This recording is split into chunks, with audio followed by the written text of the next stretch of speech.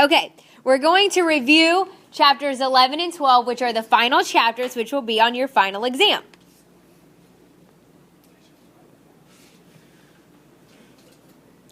Okay, the first type of problems that we're going to do is solve the proportion. What you want to do when you solve proportions is you want to cross multiply. So I do 5 times x, and then I write my equal sign, and then I need to multiply this negative 5 times everything at the top of this fraction. Negative 5x, then plus 15. I add 5x to both sides because I want to combine like terms, and I get 10x is equal to 15. Now what I want to do is I want to divide by 10 so that I can get x by itself, and I get x is equal to 15 over 10. But what I need to do is I know I need to simplify that fraction, which is going to be 3 over 2, because I divide each, the numerator and the denominator by 5. So 15 divided by 5 is 3, 10 divided by 5 is 2. Now, we're going to solve the percent problems the same way. The only difference is I don't have the proportions to start out with. So I've got to come up with my proportions from this sentence right here. When I do a percentage problem, I know that I always have the percent over 100, and it equals is over of. So I look for the percent. I always know that it's going to be over 100, so I go ahead and write that. I look for the percent, and I see what percent. So I know that it's got to be x because I don't know what it is. And then I know that I have is over of. So is 56 over 98. Cross multiply, 98x. Cross multiply, 5,600. Divide by 98 on both sides. And I get x is equal to 57.1. Now, what you want to do there is you want to round to the nearest tenth, so round to 1 decimal place. And what was I looking for in the beginning? The percentage. So I know my answer has to have the percent sign, okay? It has to have the percent sign. All right, the next type of problem that we're going to do is direct and inverse variation. Now, who can tell me what's the formula for direct variation? Y equals k times x. What's the formula for inverse variation? Y equals k over x. Now, what they give me in each of these problems is x and y. What they want me to find is k. All right, so I plug it in. 200 equals k times 10. I divide by 10 on each side because remember, I'm trying to get k by itself. And I get k equals 20. Now, is this my final answer? No. What I do is I go back to my original formula and I only plug in k. So I get y equals 20x. Okay? Now the next one, inverse variation. I do the same thing. Plug in what I know. 200 equals k over 10. Then I need to multiply both sides by 10. 2,000 equals k. All right, again, I've got to plug k back into the original formula. So I do y equals 2,000 over x. Okay, the next type of problems that we have are simplify the expression. What they want me to do is they want me to either reduce or cancel what I can in the fraction. Now, this is the test that gave most everybody the hardest time in this second semester here. So I only put 2 of them on the final exam. And this first one right here is pretty simple. All you're going to do is reduce it like you would a regular fraction. So I asked myself, what number can go into 8 and 24? 8. 8 goes into 8 one time. 8 goes into 24 3 times. So I just simplify. 1x over 3. And that is my final answer. Now make sure you do not forget to write that x. Okay, now this next one is a little more in depth. It takes a little more work. Okay, I've got 4x squared minus 32x over x squared minus 64. Right off the bat, I notice that these are a pair. So they need to have parentheses around it because I cannot cancel them out unless I have something identical to them. That means I cannot go, oh look, x squareds, I can cancel those out. No, that is not what you do. Unless you have what is identical in that parentheses, you cannot simplify. So the first thing that you do is you ask yourself, okay, since there's nothing I can cancel out, is there a greatest common factor? 4 and 32, yes, I would say so.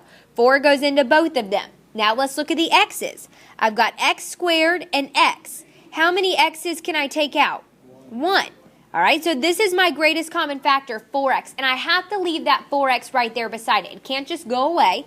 All right, and then I divide. What's 4x divided, or 4 divided by 4 is 1, so I don't have to write the 1. But if I had 2 x's and I took 1 out, I'm left with 1. Keep my minus sign. 4 divided by 32 is 8. If I had 1x and I took it out, I don't have any more left.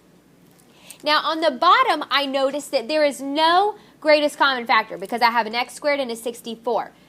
But what I do notice is that I have an x squared, which most of the time means if I don't have a greatest common factor, I can factor it. So I go ahead and I get my 2 parentheses ready. And I ask myself, okay, there's no middle term. Remember, it's ax squared plus bx plus c, and I realize there's no bx. So I ask myself, all right, is it the difference of 2 squares? Well, it's a difference problem for sure because there's the subtraction. What's the square root of x squared? X. What's the square root of 64? 8. So that is the difference of 2 squares. So I say, all right, the square root of x squared was x, which goes at the front of each parentheses. The square root of 64 was 8, which goes at the back of each parentheses. Now, this is the part that you have to memorize. What signs do I need to use? Plus and minus, very good. Because what has to happen is that middle term has to cancel out. And it will never cancel out if I have the same signs in both of them. So it has to be opposite signs. So now, can I cancel anything out?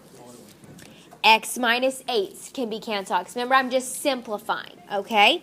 So I get 4x over x plus 8. And again, this is a pair, so there's nothing I can do to cancel. And that would be my final answer.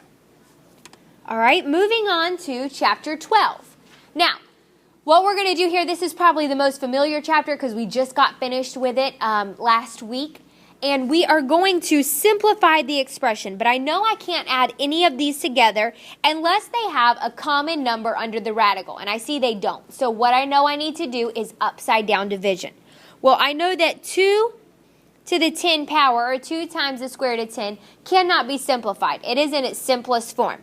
But the square root of 40 can. So I do upside down division. Divided by 2, 20, divided by 2, 10, 2, and 5.